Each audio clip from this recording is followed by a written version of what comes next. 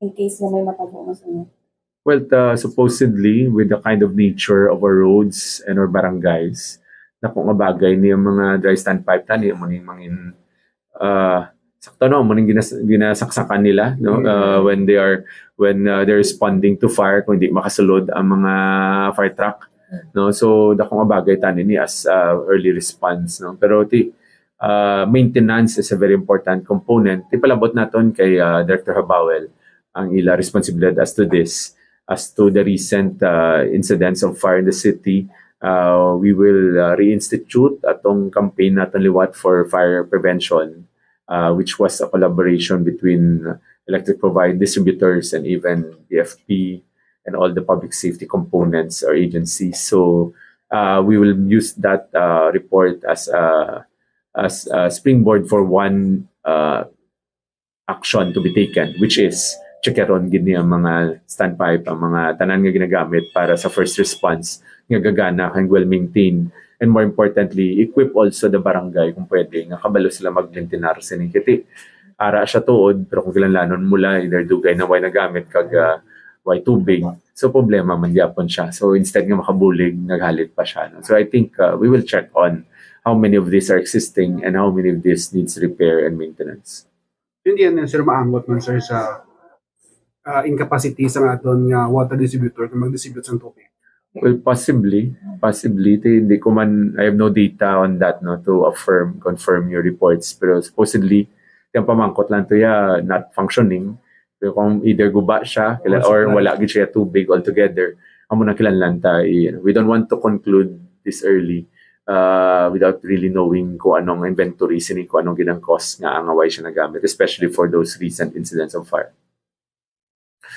Wala ko specifics pa on that. No, so on the other hand, sir, moving forward, sa submit nga report sang DepEd sa imo pati sa concern sa quality of education because something kakulang sa classroom. Anong pwede mahimo? Anong pwede mahimo sa sa City Council sir? Kasi na issue. Anong plano mo yun? Well, we're still waiting. In fact, I will write a follow-up letter to DP. Kaya pag-reply nila sa akon diri about the London flyovers, and kung mayo nag-reply ka mo di ang amon nga resolution niya on the status of your buildings and what your plans are or actions to be taken sa mga school buildings, wala pa kami kabaton. So we will follow up on it this week. Once we receive both, kita tama ng response ng DepEd already, mas mayo ang atong direksyon, mas balanta ko anong direksyon. In fact, ang akon to third resolution really is kapanawagan kita for both committees, the Committee on Education and the Committee on Engineering, to sit down and look into this matter. Kaya there's both an engineering and an institutional solution to it. No?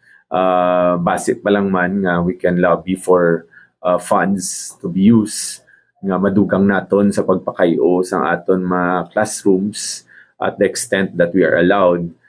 Last time we passed, even last Wednesday, the MOA, the authority to sign sa mayor sa MOA sang DepEd nga hindi na magpaagi sa DP direkta na sa ato ng budgeting. Hopefully we can do a counterpart of that. No, we have some special education fund to look into as an opportunity for resources. So at the end of the day, like I've always said, put our money where our mouth is. Kwarta gid niyang kulang para mapakayo. The facilities are there. Gastuhan ta, pero hopefully quality man ang obrahon ta para hindi sagad taliwat-liwat. No, like I said, nalinog lang, nagkalitik ang mga bago, mga daan yan, bakod pa. So these are things that we can do. That we will sit down with both committees, public safety, education, and engineering, and see ano mga proposals naton. And I really feel like kailangan tagid ni buligan. Otherwise, prolonged na ning half day naton nga klase. And even holidays are coming left and right with events nga gakalatabo. Obviously, dihado aton mga estudyante moving forward. Especially with the booming and progressive city nga kakailangan quality graduates. What are we going to expect in the future kung hindi sila equipped, no? Kulang ila pag-eskwela or hours nga ginagpa-eskwela sila. Out of